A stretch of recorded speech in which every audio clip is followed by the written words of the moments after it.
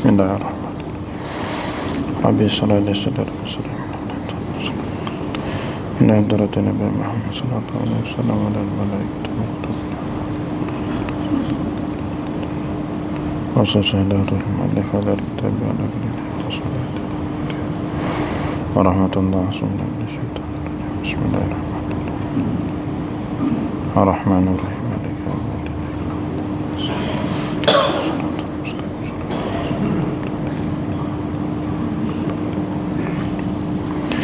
Bismillahirrahmanirrahim. Assalamualaikum warahmatullahi wabarakatuh. Alhamdulillahilladzi ja'ala al-ilma taharatan lin-nufus wa nuran lil-basair wa hadiyan ilal jannah.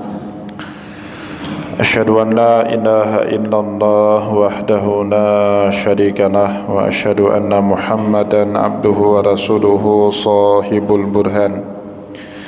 Allahumma salli wa sallim ala rasulikal karim Muhammad sallallahu alaihi wasallam wa ala alihi wa ashabihi wa man tabi'ahu bi ihsanin ila yaumiddin. Summa amma ba'du. Puji dan syukur senantiasa dan tidak pernah bosan-bosannya kita panjatkan kehadirat Sang Maha Pencipta Allah Subhanahu wa taala, yang mana dengan limpahan karunia-Nya, rahmat-Nya, hidayah-Nya serta anugerah-Nya kepada kita semua, kita kembali masih diberikan kesempatan, kesehatan dan usia panjang oleh Allah untuk sama-sama dan senantiasa mengabdikan diri kita di jalan-Nya dengan menjalankan segala perintah-Nya dan menjauhi semua larangan-Nya. Salawat diringi salam juga tidak pernah lupa pula kita haturkan kepada junjungan alam Nabi besar Muhammad sallallahu alaihi wasallam, di mana beliau telah bersabda dalam salah satu hadisnya, man salaka tariqan yaltamisu fihi ilman sahalallahu lahu bihi tariqan ilal jannah. Barang siapa yang menempuh satu jalan dalam menuntut ilmu agama Allah, niscaya juga Allah Subhanahu wa taala mudahkan baginya jalan menuju surganya Allah. Bapak Ibu kaum muslimin dan muslimat yang dimuliakan oleh Allah, mari pada kesempatan subuh pada hari yang mulia ini, sambil kembali kita niat iktikaf di rumah Allah, dan syukur-syukur kalau nanti sampai kita bisa melaksanakan sholat syuruk 2 rakaat. Mari waktu iktikaf kita ini sama-sama kita kembali isi dengan kegiatan ta'limul muta'allim. Karena di dalam hadis yang lain Rasulullah sallallahu alaihi wasallam dengan sangat tegas berkata, ad-dunya mal'unun wa mal'unun wa ma fiha. Dunia ini dan seluruh isinya terlaknat oleh Allah, illa zikrullah wa man wallah, kecuali yang pertama orang-orang yang selalu zikir kepada Allah, atau setidaknya mereka orang yang senang kepada orang-orang yang berzikir. Au alimun wa muta'allimun, atau yang kedua sebut Rasulullah alim dan muta'allim, orang yang mengajarkan ilmu agama dan juga orang yang menuntut ilmu agama. Nah, kaum muslimin yang dimuliakan oleh Allah, semoga dengan kita menghadiri majelis pengajian pada subuh kali ini, Allah Subhanahu wa taala catatkan kita sebagai orang-orang yang masuk dalam kegiatan ta'limul muta'allim, di mana Rasulullah di dalam hadis itu mengecualikan yang tidak terlaknat dari dunia ini antara dua tadi, kelompok majelis zikir ataupun orang yang terlibat dalam kegiatan ta'limun wal muta'allim. Nah, Bapak Ibu kaum muslimin dan muslimat yang dimuliakan oleh Allah, insyaallah pada subuh yang barakah ini kembali kita akan melanjutkan pengajian hadis kita dengan kitab Sahihul Bukhari, Dan pada subuh kali ini kita akan melihat lanjutan hadis berikutnya di dalam Sahihul Bukhari, hadis nomor 51. Tetapi Imam Bukhari di dalam membabkan hadis nomor 51 bab 38 di dalam kitab yang ketiga atau di dalam kitab yang kedua, Kitabul Iman bab yang ke-38. Bedanya Bapak Ibu dengan bab-bab sebelumnya, pada bab ke-38 ini biduni turjamatin, Imam Bukhari tidak memberikan judul daripada bab itu sendiri. Nah, ini kemudian menimbulkan spekulasi dari berbagai ulama, apakah sebenarnya hadis dalam bab ke-38 ini masih sejudul dengan hadis pada bab sebelumnya, pada bab ke-37, ya, karena isi daripada hadis nomor 51 pada bab ke-38 itu ada kaitan erat dengan hadis nomor 50 pada bab ke-37, di mana dua hadis ini berbicara an su'ali anil iman, pertanyaan seseorang kepada Rasulullah SAW tentang iman, atau pertanyaan seseorang kepada orang yang lain tentang masalah iman, di mana pada hadis sebelumnya, pada hadis nomor 50, kita berbicara tentang pertanyaan malaikat Jibril kepada Rasulullah SAW tentang 4 hal. Yang pertama, malaikat Jibril bertanya kepada Rasulullah, ma huwal Islam, dan dijawabnya oleh Rasulullah SAW dengan rukun Islam yang 5. Kemudian kembali malaikat Jibril bertanya, ma huwal iman, dijawab kembali oleh Rasulullah dengan rukun iman yang 6. Kemudian malaikat Jibril bertanya kembali kepada Rasulullah, ma huwal ihsan, dijawabnya oleh Rasulullah, anta'budallaha ka'annaka tarahu fa in lam takun tarahu fa innahu yarak, engkau menyembah Allah seolah-olah engkau melihat Allah. Jikalau engkau tidak bisa melihat Allah, maka yakinlah Allah itu melihat pada dirimu. Baru yang terakhir, malaikat Jibril bertanya kepada Rasulullah, matas sa'ah, kapan datangnya hari kiamat? Dijawabnya oleh Rasulullah SAW, mal mas'ulu anha bi'a'lama minasail, yang ditanya itu tidak lebih mengetahui dari yang bertanya. Maknanya meskipun malaikat Jibril itu aminullah, malaikat yang sangat dipercaya sama Allah, dalam konteks pengetahuan tentang datangnya hari kiamat, malaikat Jibril, malaikat yang paling dimuliakan Allah, Nabi Muhammad, Rasul yang sangat dijunjung sama Allah, sekalipun tidak mengetahui kapan datangnya hari kiamat. Maka kemudian pertanyaannya baru diubah oleh malaikat Jibril, fa-akhbirni an amaratiha, beritahu aku tentang tanda-tanda datangnya hari kiamat. Diberitahulah oleh Rasulullah. Tapi dalam hadis itu tanda-tanda kiamat yang diberitahu oleh Rasulullah termasuk min asyratis saati sughra, dari tanda-tanda kiamat yang kecil. Di akhir daripada hadis yang lalu, Rasulullah SAW memberitahu Umar siapa yang kemarin datang menjelmakan dirinya dalam sosok manusia yang tidak dikenali oleh siapapun dari penduduk Madinah.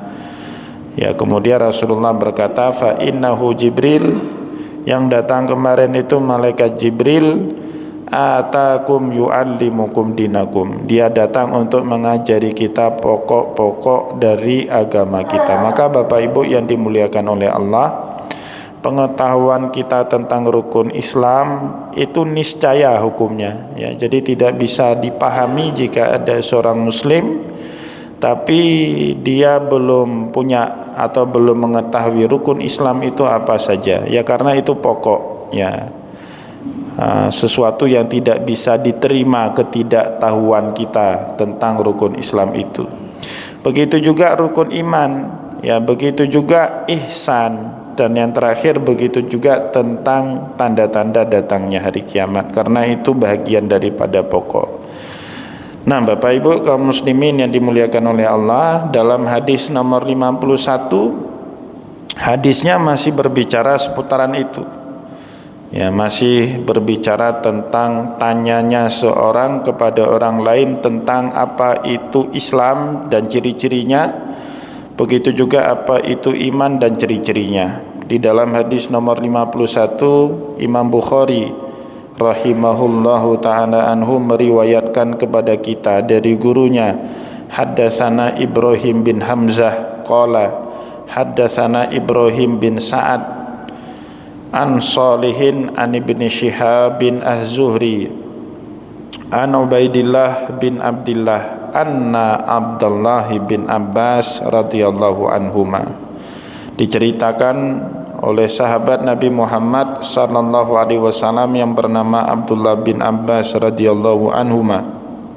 Qala akhbarani Abu Sufyan. Ya, jadi Abu Sufyan sahabat sekaligus mertuanya Rasulullah sallallahu alaihi wasallam, ya, karena salah seorang putrinya Abu Sufyan namanya Ummu Habibah, ya, namanya Ummu Habibah, itu dinikahi oleh Rasulullah SAW setelah suaminya yang pertama Abdullah bin Jahshin murtad, ya. Jadi Ummu Habibah ini Ramlah binti Abi Sufyan, ya, tapi kunyahnya Ummu Habibah.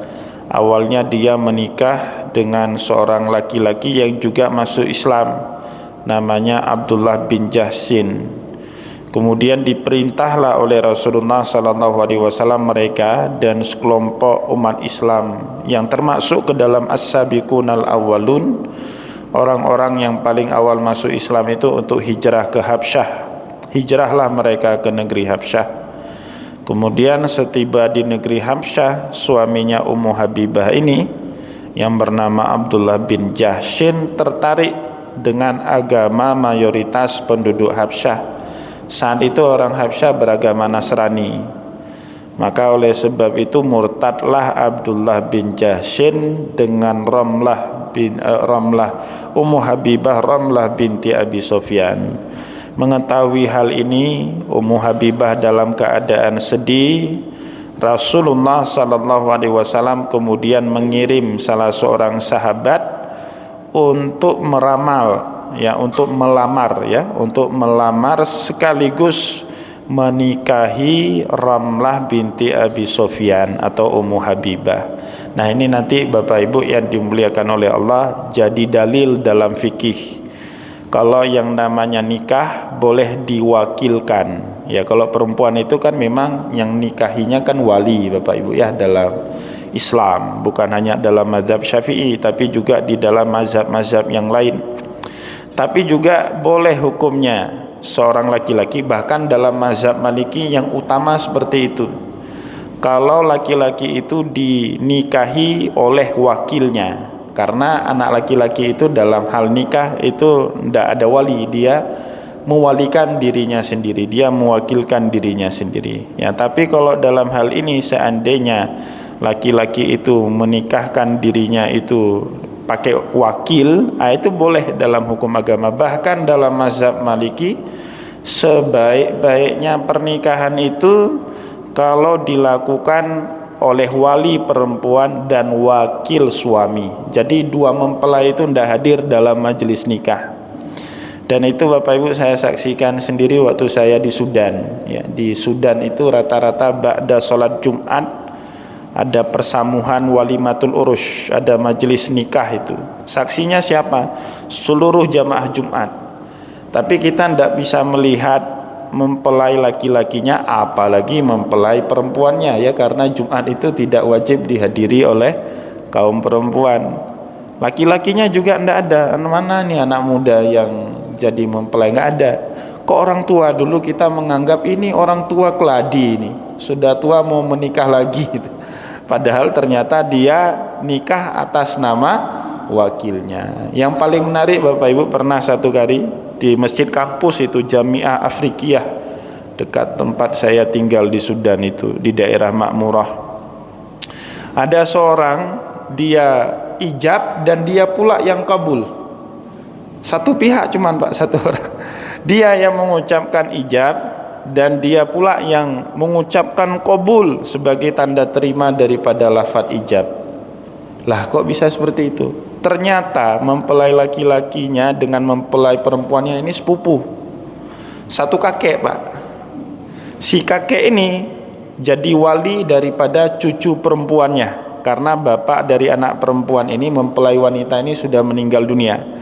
Maka dalam hukum fikih, wali mujbir itu dua cuman ya dalam hukum fikih. Makna wali mujbir, wali yang punya hak memaksa untuk menikahkan anak perempuan di bawah perwaliannya dengan laki-laki yang dia sukai. Itu kalau enggak bapak ya kakek itu. Yang lain itu enggak boleh jadi wali mujbir, wali ikhtiari namanya. Maka si kakek itu Bapak Ibu, dia mengucapkan lafaz ijab ya, melafatkan lafaz ijab mewakili atau menjadi wali daripada cucu perempuannya, dan dia mengucapkan lafaz qabul sebagai wakil dari cucu laki-lakinya. Jadi satu pihak dia ucapkan, saya nikahkan cucu perempuan saya kepada dirimu Fulan bin Fulan dengan mahar sekian-sekian, dengan mahar sekian-sekian karena Allah, sah. Maka dijawab lagi, ya saya terima nikahnya. Dia jawab sendiri itu, saya terima nikahnya cucu saya yang perempuan untuk cucu saya yang laki-laki. Itu di Sudan Pak. Ya, dalam mazhab Maliki boleh, tapi afdolnya bagi laki-laki itu hadir sendiri ya.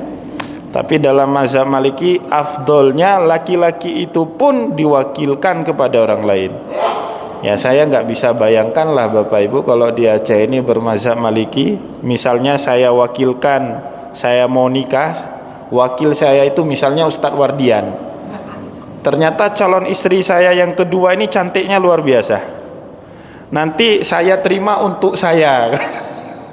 Ya nggak apa-apa ya, udah perang dunia ketiga itu saya dengan Ustadz Wardian. Dia bukan nerimanya untuk saya, tapi saya terima nikahnya anak bapak buat saya, kata saya. Ya, untuk kita mazhabnya mazhab Syafi'i.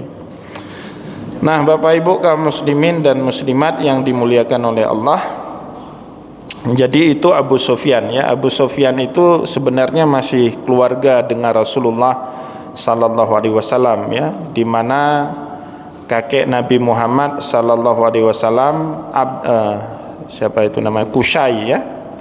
Qusay itu punya anak kembar Siam, satu namanya Abdul Manaf, satu lagi anaknya Abdul Syams, itu kembar Siam.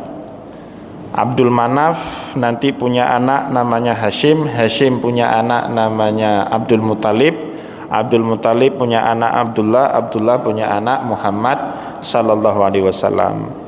Ya, Abdul Syams ini punya anak namanya Umayyah, Umayyah punya anak Harb, Harb ini punya anak Abu Sufyan, Abu Sufyan punya anak Muawiyah, anaknya Abu Sufyan yang merupakan pendiri dari dinasti Bani Umayyah nanti. Jadi dinasti Bani Umayyah itu nama kakek daripada Muawiyah.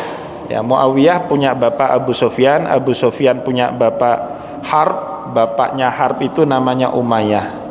Nah, ini yang sering saya sampaikan Bapak Ibu, tradisi kita dalam Islam, kalau mau namakan sesuatu itu ya namakan dengan nama bapak, ibu atau kakek kita yang dulu termasuk orang soleh, orang hebat.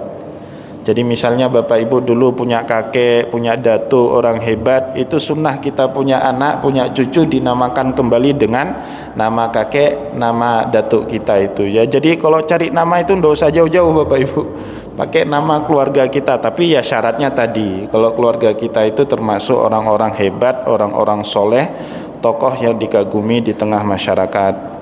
Nah Bapak Ibu yang dimuliakan oleh Allah, namun demikian di awal mula Islam hubungan Rasulullah dengan Abu Sufyan ini tidak akur ya. Abu Sufyan ini termasuk orang yang paling di depan menentang Rasulullah sallallahu alaihi wasallam, ya. Sehingga dia ini termasuk orang yang paling telat masuk ke dalam agama Islam setelah perang Khandaq, sebelum penahlukan kota Mekah atau kita kenal dengan peristiwa Fathul Mekah. Masuk Islamnya termasuk yang paling telat. Bahkan istrinya Abu Sufyan itu yang bernama Hindun ini pernah punya masalah dengan Rasulullah, karena Hindun inilah Bapak Ibu yang menugaskan budaknya yang bernama Wahsy untuk menombak pamannya Nabi Hamzah bin Abdul Muthalib dalam perang Uhud. Kemudian dalam satu riwayat dadanya dibelah, diambil jantungnya dan dikunyah oleh Hindun. Tapi dengan kelapangan hati Rasulullah sallallahu alaihi wasallam, saat Hindun masuk Islam, dosa-dosanya kepada pamannya itu dimaafkan oleh Rasulullah sallallahu alaihi wasallam, ya. Nah, nanti ini ya, kenapa di dalam sejarah Islam itu Pak, hubungan keluarga Abu Sufyan dengan hubungan keluarga Abdul Muthalib ini tidak pernah akur. Karena tadi Abdul Syams dengan Abdul Manaf itu Pak kembar siam, lahirnya kembar siam. Kembar siam itu kan ada anggota tubuh yang dempet, ya, mungkin nggak dempet otak kalau di zaman itu, dempetnya kepala. Kalau dioperasi mati itu, karena belum cukup teknologi medis untuk melakukan operasi bedah siam itu. Nah, ini nempelnya beberapa anggota tubuh itu nempel, sehingga untuk dipisahkan itu harus dioperasi. Maka pada saat itu si tabib yang mengoperasi Abdul Manaf dengan Abdul Syams itu memprediksi kelak anak cucunya Abdul Manaf ini akan perang terus dengan anak cucunya Abdul Syams. Dan akhirnya terbukti dalam sejarah Islam Bapak Ibu. Muawiyah naik tahta setelah Ali bin Abi Thalib. Ali bin Abi Thalib kan masih cucunya Abdul Muthalib itu. Naik tahta setelah sebelumnya terbunuh Ali bin Abi Thalib. Kelak di masa Yazid bin Muawiyah, putranya Muawiyah berkuasa, anak Ali bin Abi Thalib, cucunya Rasulullah Hasan dan Husain itu juga dihabisi. Keturunan Rasulullah Alawiyin itu dihabisi.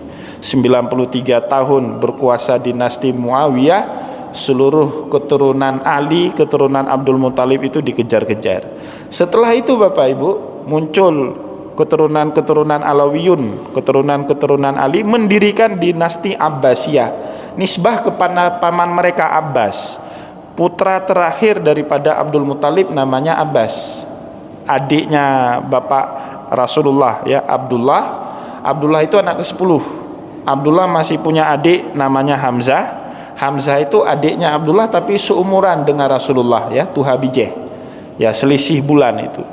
Nah, Abbas paman Nabi tapi usianya jauh di bawah Rasulullah sallallahu alaihi wasallam. Nah, putranya Abbas ini perawi hadis ini, Abdullah bin Abbas radhiyallahu anhuma.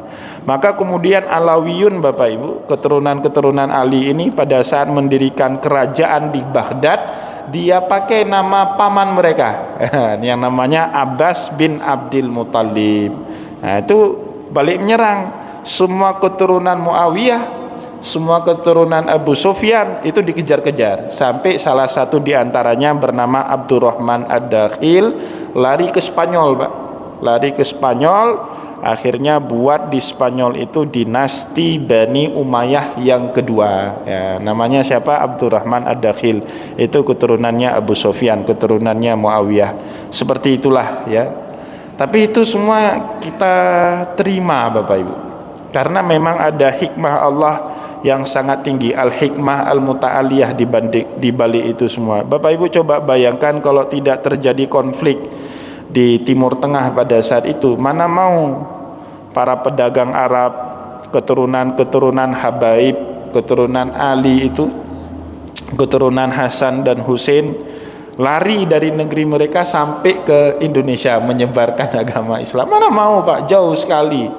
Yaitu dari Banda Aceh ke kota Madinah, kalau kita naik pesawat saja 7.600 km itu jauhnya. Mana mau mereka pergi jauh meninggalkan kampung halaman, karena terjadi konflik, mereka tidak nyaman lagi tinggal di sana, cari tempat baru untuk hidup. Maka berlayarlah mereka, yang penting tidak lagi di tempat itu, hidup aman, ya sampailah ke negeri kita, ke tempat kita, ke Samudra Pasai, dan kelak dengan itulah Islam berkembang menyebar di negeri kita, di Aceh dan juga di seluruh Nusantara.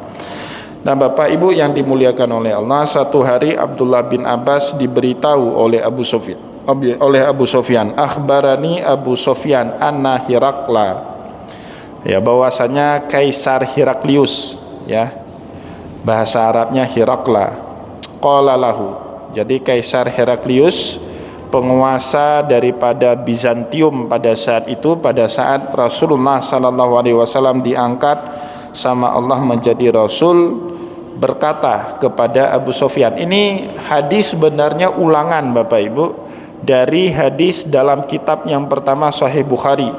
Dalam kitab pertama Sahih Bukhari, hadis nomor 4 atau hadis nomor 5, ada judulnya kitab bab Badul Wahyi ila Rasulillah sallallahu alaihi wasallam. Awal turunnya wahyu kepada Rasulullah sallallahu alaihi wasallam. Itu ada cerita hadis yang sangat panjang tentang di mana suatu hari Abu Sufyan datang ke Damaskus.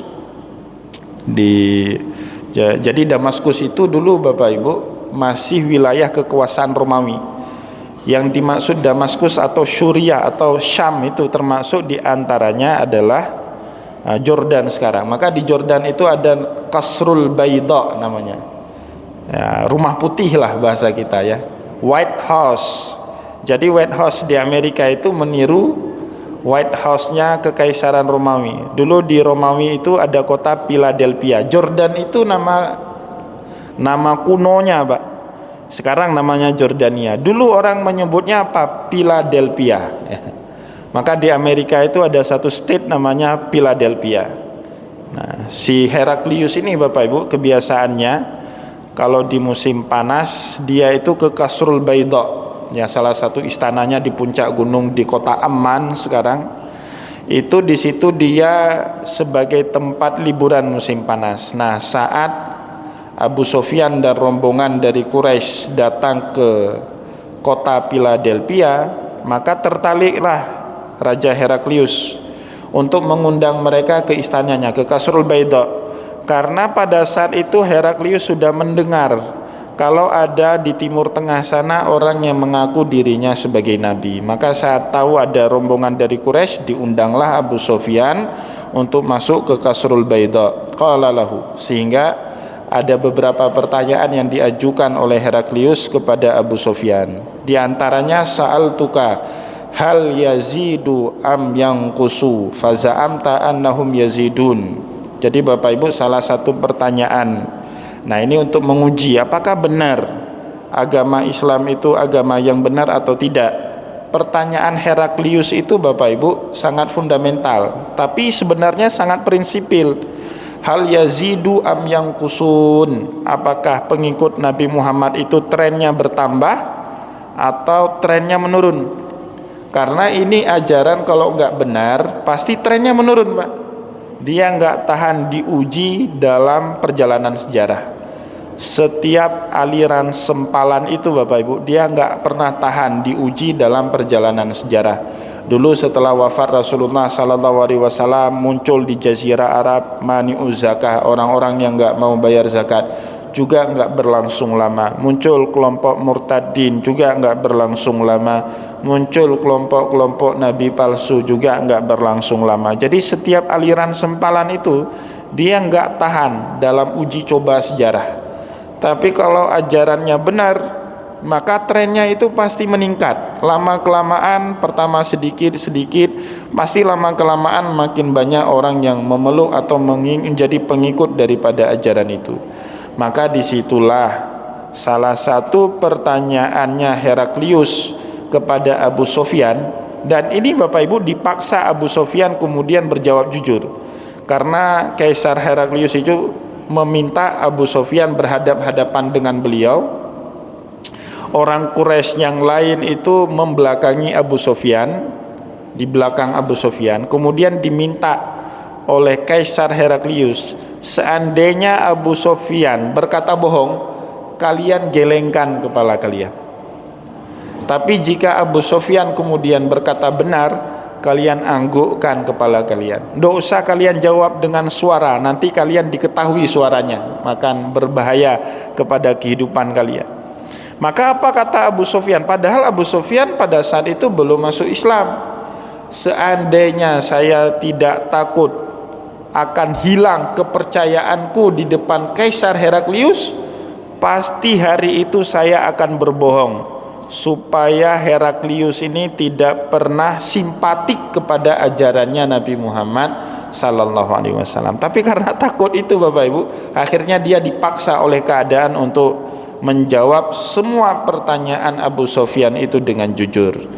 Maka saat pertanyaan pertama yang di sini dalam hadis 51 ini cuplikan dari hiwar, dari percakapan yang sangat panjang antara Kaisar Heraklius dengan Abu Sufyan. Salah satunya, sa'altuka hal yazidu am yanqusun, ya, saya tanya sama kamu, apakah pengikut Muhammad itu makin hari makin bertambah atau sebaliknya makin hari makin berkurang? Faza'amta annahum yazidun, maka kamu jawab makin hari trennya itu makin bertambah. Apa jawaban kemudian oleh Raja Heraklius? Wa kadzalikal imanu hatta yatimma, begitu juga halnya iman, dia itu trennya akan terus bertambah, ya kan Bapak Ibu? Kita lihat sekarang iman itu, Islam itu, jangan kemana-mana lah, di daerah kita sendiri. Bapak Ibu yang hidup tahun 80-an 90-an, tren Islam di Aceh ini kan makin membaik Pak. Saya ingat betul waktu saya kecil itu Pak, di akhir 80-an, di awal 90-an, itu di kota Banda Aceh 1-2 orang yang pakai jilbab waktu itu, 1-2 orang Pak. Saya temani ibu saya ke Penayung, sama pedagang-pedagang di pasar Penayung itu disebut ibu saya itu tentara payung, anak PGA itu tentara payung, tahu Pak? Yang pakai jilbab itu disebut tentara payung dulu orang Aceh. Kita semua mungkin termasuk bapak-bapak yang nyebut itu dulu.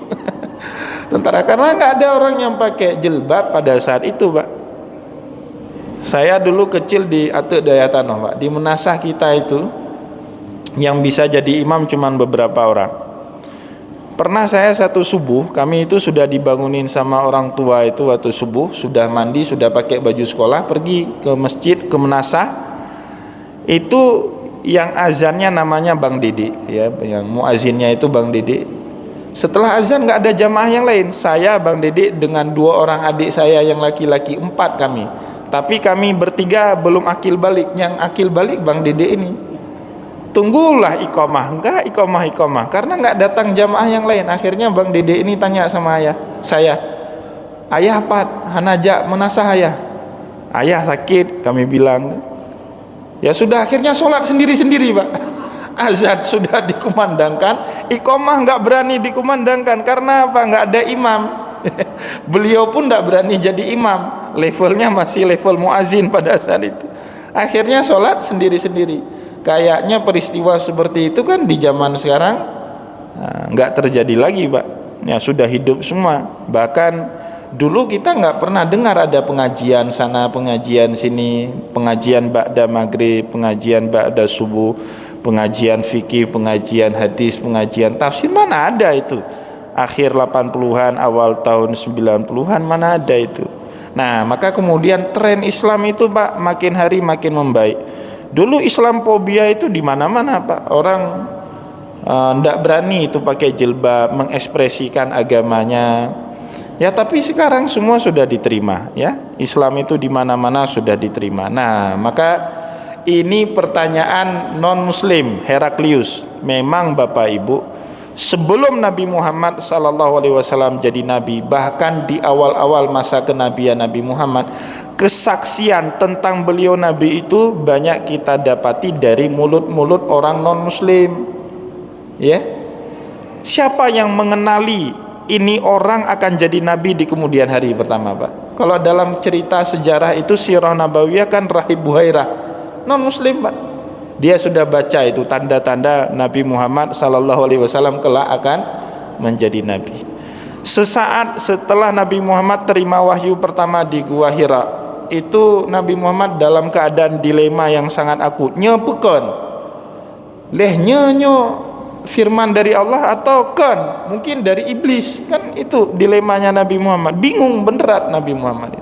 Sampai akhirnya istri Nabi Muhammad, Khadijah binti Khuwailid, itu bawa beliau ke pamannya yang bernama Waraqah bin Nawfal. Dalam kitab Sahih Bukhari apa disebutnya?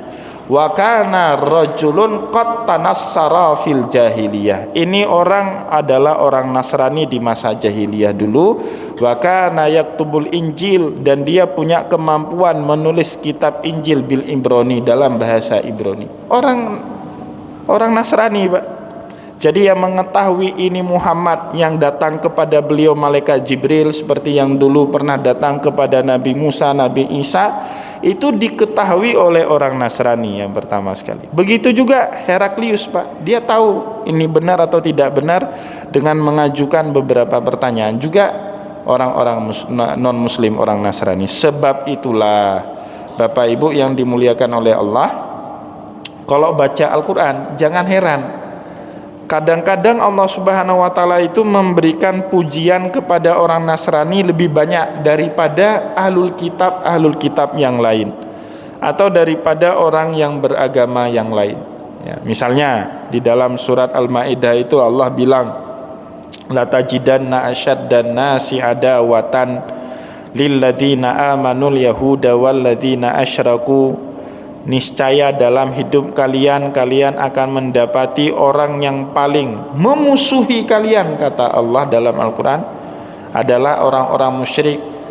La tajidanna asyaddan nasi adawatan lilladzina amanul yahud, orang-orang Yahudi, walladzina asyraku, dan orang-orang musyrik. Karena memang Bapak Ibu, di awal masa dakwah Nabi Muhammad, yang paling menentang risalah dakwahnya Nabi Muhammad dua kelompok ini. Orang-orang musyrik yang dimaksud dalam ayat itu siapa? Orang kafir Quraisy. Itu yang paling membenci Nabi Muhammad. Orang Yahudi yang ada di kota Madinah pada saat itu menentang betul dakwahnya Nabi Muhammad. Tapi sebaliknya kata Allah dalam Al-Qur'an, wala tajidanna aqrabahum mawaddatan lilladzina amanu alladzina qalu inna nasara. Kalian akan menemukan orang yang paling dekat kekerabatan emosionalnya dengan agamamu itu adalah orang yang bilang diri mereka adalah pengikut Nasrani.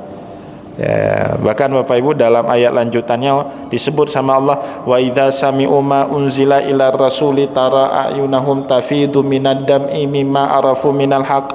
Kalau mereka dibacakan ayat Al-Qur'an, kalian akan mendapati mata mereka itu berlinang air mata karena mereka tahu ada kebenaran di balik bacaan ayat suci Al-Qur'an tersebut. Ya, tapi kalau sekarang kan terbalik, Pak. Kayaknya benturan yang paling kencang itu antara Islam dengan Nasrani. Tapi kalau dulu, Pak, Islam dengan Nasrani itu akur. Islam itu yang paling banyak benturannya dengan agama-agama pagan musyrik Quraisy atau dengan orang-orang Yahudi. Nah, Bapak Ibu kaum muslimin dan muslimat yang dimuliakan oleh Allah. Jadi tren Islam itu seperti itu. Dia akan terus berkembang, ya. Meskipun kita tidak nafikan pertanyaan yang kedua ini, wasa'al tuka hal yartaddu ahadun suhtatan lidinihi ba'da ayyadkhula fi.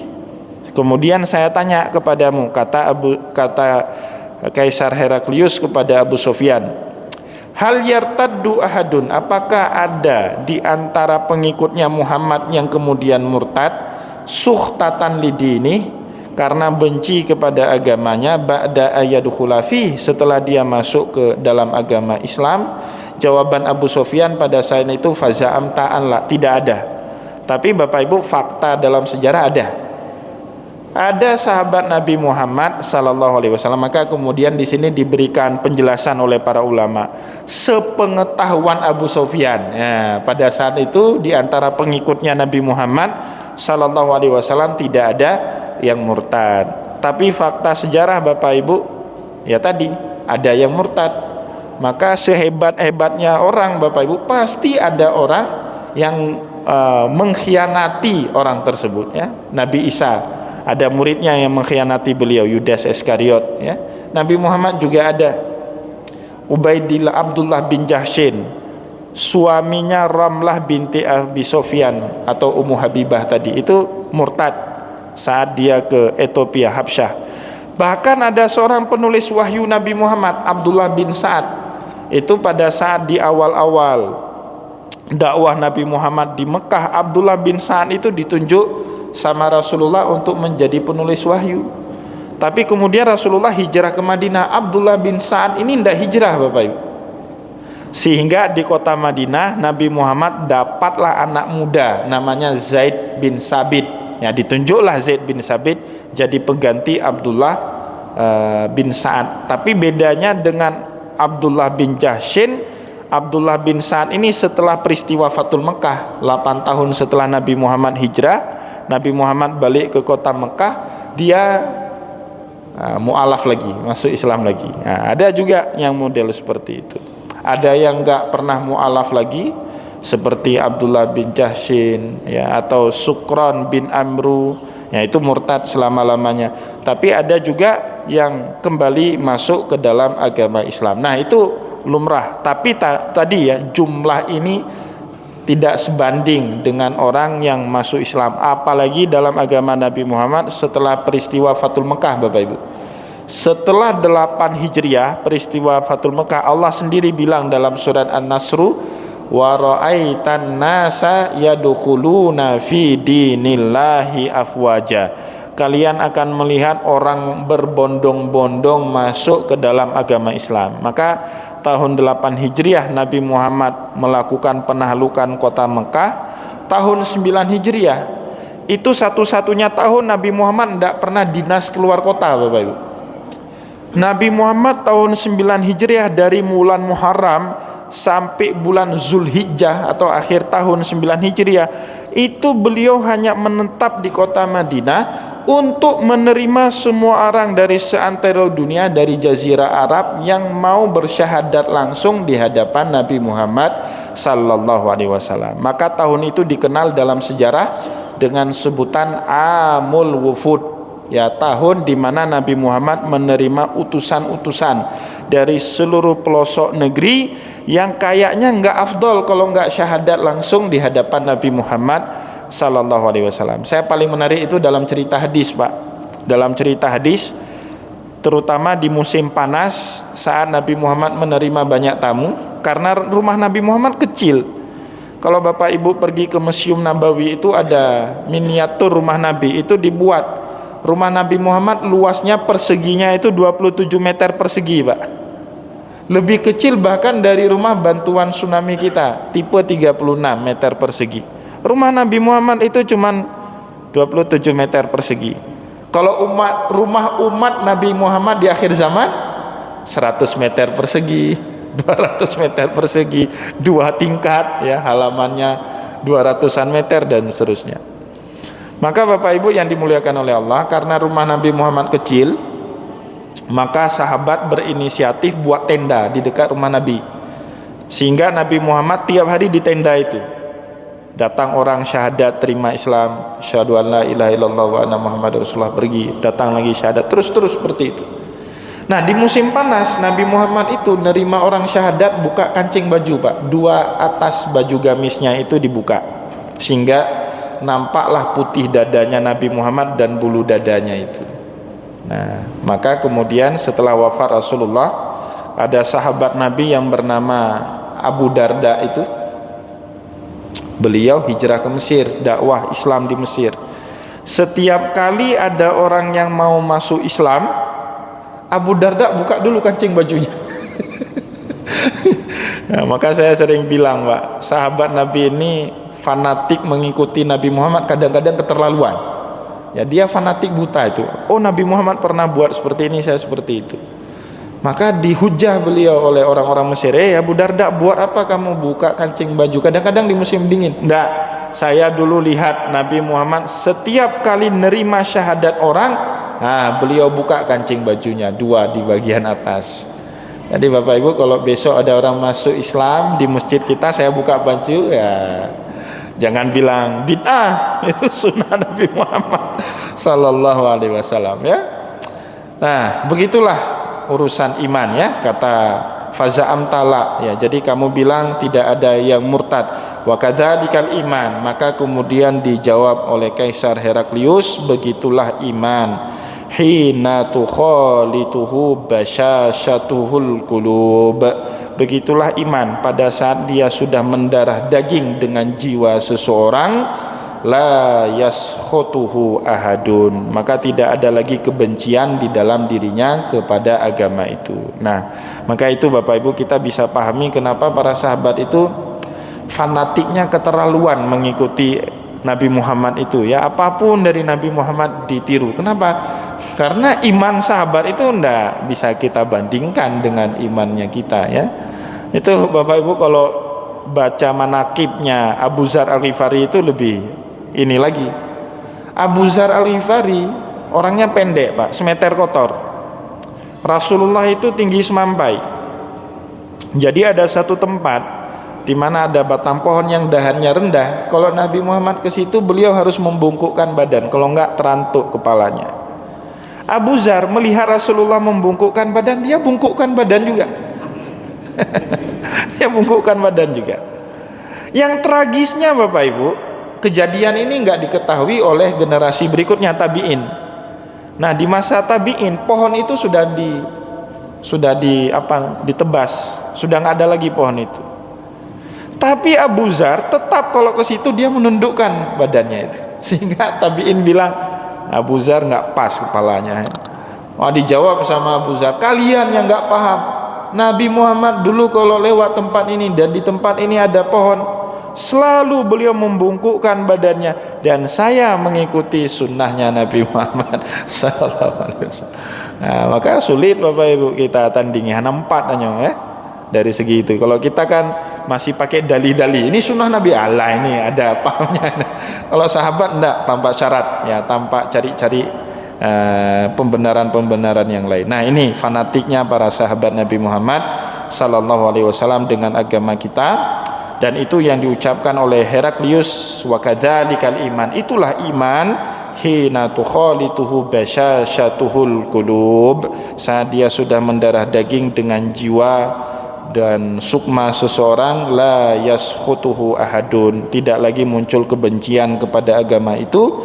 Dia sudah tanpa pamrih, tanpa syarat, apapun yang diminta dalam agama itu, meskipun yang diminta nyawa ataupun harta ataupun jiwanya, pasti akan diberikan kepada kepentingan agama itu. Semoga setidaknya kalau kita nggak bisa seperti itu, Pak, kita senang sama orang-orang yang fanatik kepada agama. Itu paling minimal. Jangan kita benci, setidaknya kita senang kepada mereka yang fanatik dengan ajaran agama kita. Semoga apa yang kita sampaikan pada subuh yang mulia ini bermanfaat kepada kita semua. Saya mohon maaf jika ada yang kurang berkenan dalam penyampaian materi di subuh yang mulia ini.